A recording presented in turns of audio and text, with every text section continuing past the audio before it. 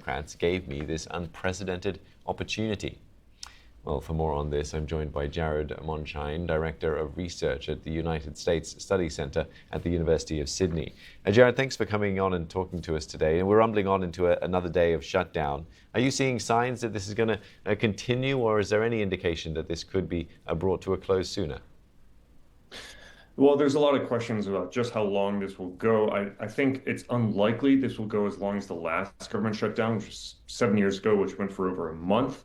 But it does seem like this will likely go through the weekend at the very least. We have to understand that the base of both Democratic and Republican politicians are pretty passionate about this shutdown and uncompromising. And 6 months ago, there's another shutdown that was averted because the Democratic senators simply didn't feel like they had enough support for supporting a shutdown. 6 months later, things have changed. Donald Trump's approval rating is significantly lower. The Democratic base is fired up and very passionate about doing anything they can to stymie the Trump administration's agenda. Yeah, and they're holding firm, but are they winning the narrative of who's responsible for this shutdown? I think that question is in the eye of the beholder in many ways, because you only have to look at early polling to see that it seems like Democrats are maybe leading by a little bit, not by much. Whereas you can see in the past, usually the party that is in the opposition, traditionally that's been Republicans in the past, they have lost in terms of the public reception of who is at fault for this.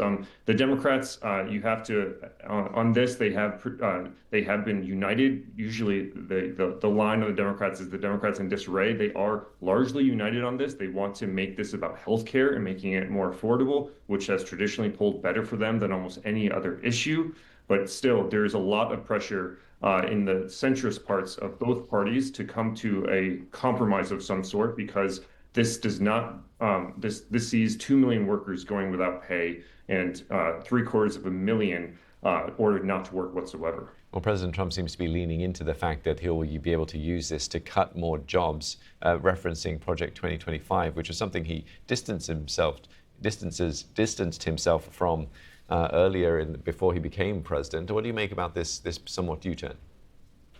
I think it can simultaneously be true that he did not really read Project 2025 and go through it during a campaign, and that he supports Project 2025. He's not known for being passionate about the very intricate details of policy, but he is passionate about supporting political winners. And on this one, if you look at his base and what they support a lot of the Project 2025 agenda. They support shrinking government. And even beyond his base, if you just poll Americans on shrinking waste, fraud, and abuse, which is ostensibly what a lot of the Department of Government Efficiency, or DOGE, was seeking to terminate, there is bipartisan consensus that waste, fraud, and abuse should be eliminated. But the definition of it is evolving, and therefore you have a lot more challenges ahead.